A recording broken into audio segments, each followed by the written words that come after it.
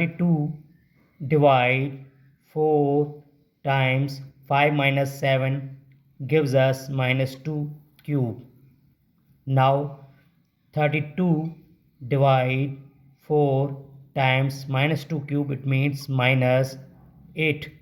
Now 32 divide 4 times minus 8 gives us minus 32.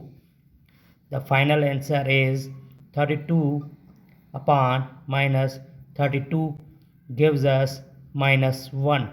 But this answer is not correct, because according to order of operation, first we do parenthesis, then exponent, then multiplication or division, finally addition or subtraction.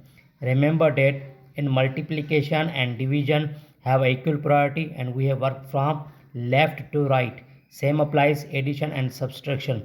In this expression, first we do parenthesis, then multiplication and division. So first we do parenthesis. 32 divide 4 times 5 minus 7 is equal to minus 2 cube. Now we solve cube. 32 divide 4 times minus 2 cube means minus 8.